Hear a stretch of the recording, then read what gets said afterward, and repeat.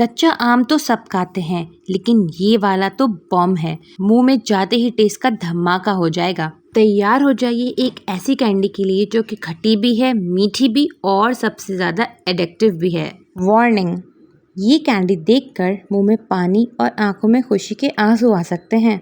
Carry और गुड़ की जोड़ी से मिलने वाली ये खट्टी मीठी मोहब्बत। चलिए रेसिपी स्टार्ट करते हैं। अस्सलाम वालेकुम, मोहम्मदी किचन में आप सबका वेलकम है। मैंने इसमें आधा किलो कैरी ली है और उसमें मैंने 1 कप के बराबर पानी डाला है। आप क्वांटिटी कम या ज़्यादा कर सकते हैं। इसको मैं बॉईल करूँगी, इसमें मैंने कुछ नहीं डाला, सिर्फ पानी डाल के इसको उबाला है। इसका पेस्ट बन गया है, अच्छा सा गूदा बन गया है। अब इसे मैश कर लीजिए। वीडियो को स्किप करके नहीं देखिएगा, स्टेप बाय स्टेप मैं आपको बहुत आसान तरीके से खट्टी मीठी गोलियां बनाने की रेसिपी बताऊंगी। साथ ही मैंने इसमें 1 चम्मच घी ले लिया है। कैरी का पल्प जब ठंडा हो गया था तो उसके बाद मैंने उसको अच्छे से ग्राइंड कर लिया है, बहुत अच्छा सा उसका फाइन पेस्ट बना लिया है। अब मैं इसमें आधा कप गुड़ का पाउडर डाल रही हूँ। आप चाहें तो चीनी भी डाल सकते हैं, आप चाहें तो शक्कर भी डाल सकते हैं। मैंने इसमें गुड़ कूट के डाला है।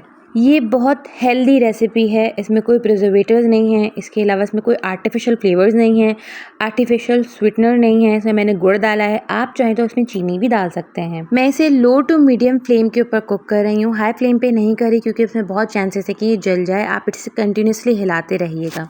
सबसे पहले मैंने इसमें आधा चम्मच भुना हुआ पिसा ज़ीरा डाला है।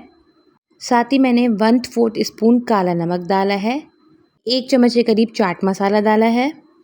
साथ ही 1 चुटकी के करीब कुटी हुई मिर्ची डाली हैं। आप चाहें तो मिर्चों की क्वांटिटी कम या ज़्यादा कर सकते हैं। साथ ही 1/4 मैंने इसमें नमक डाला है। अगर आप मेरे चैनल पे न्यू हैं तो मेरी आपसे रिक्वेस्ट है कि प्लीज़ मेरे चैनल को सब्सक्राइब कीजिए, मेरी वीडियोस को लाइक कीजिए, मेरी वीडियोस अपने फ्रेंड्स एंड फैमिली के साथ ज़रूर शेयर कीजिएगा।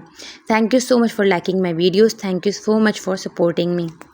कंटिन्यूसली आप इसको स्टर करते रहिए। हमें इसका बेसिकली पानी रिड्यूस करना है, इतना इसको हमें पकाना है, इसका पानी रिड्यूस हो जाए और ये गाढ़ा हो जाए। इसकी निशानी है कि ये आहिस्ता आहिस्ता डार्क होता जाएगा जैसे जैसे पकता जाएगा। ये कैंडी बहुत हेल्दी है क्योंकि इसमें कच्चा आम है और गुड़ है और पका हुआ है, तो इससे आपका गला भी ख़राब नहीं होगा। बस इसी तरीके से इसे पकाना है, उसका पानी रिड्यूस करना है। इसकी निशानी ये है कि जब ये बिल्कुल पक जाएगा, ये डार्क हो जाएगा, लास्ट में ये पैन छोड़ना शुरू कर देगा। जब आपको लगे कि ये पक गया है, पैन छोड़ना शुरू हो गया है, तो आप इसकी कुकिंग स्टॉप कर दीजिएगा। ज़्यादा टाइम नहीं लगता, ये पानी बहुत जल्दी रिड्यूस हो जाएगा। देखिए हमारी अच्छे से कुकिंग हो गई है, पैन छोड़ना शुरू हो गया, तो मैंने इसको साइड कर लिया और मैं इसको थोड़ा ठंडा कर लूँगी, रूम टेम्परेचर पे ले आऊँगी। जब ये रूम टेम्परेचर पे आ जाए तो मैंने इसमें हाथ में थोड़ा सा ऑयल लगाया है और अब मैं इसकी बॉल्स बनाऊँगी। आप चाहें तो अपनी पसंद का कोई सा भी इसको शेप दे सकते हैं। ये गोलियाँ बनाई हैं मैंने खट्टी मीठी, तो मुझे यही शेप पसंद है।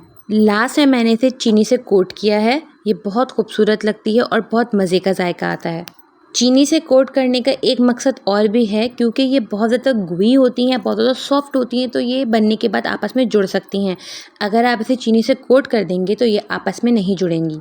सेम यही मेथड रिपीट करके आप सारी गोलियाँ बना लीजिए। यकीन मानिए ये इतना चटपटा, मज़े का और टेस्टी है कि मेरा हाथ ही नहीं रुक रहा था। मैंने बनाते बनाते काफ़ी सारी गोलियां खा ली थी। मैं उम्मीद करती हूँ कि आपको ये रेसिपी ज़रूर पसंद आएगी। आप भी खाइए, अपने बच्चों को भी खिलाइए, अपने फ्रेंड्स एंड फैमिली को भी खिलाइए। अब चलती हूँ, मिलूंगी किसी नेक्स्ट रेसिपी में। इस दुआ के साथ अल्लाह ताला हम सब के दस्तरखान हमेशा आबाद रखे। आमीन सुम्मा आमीन। अल्लाह हाफ़िज़।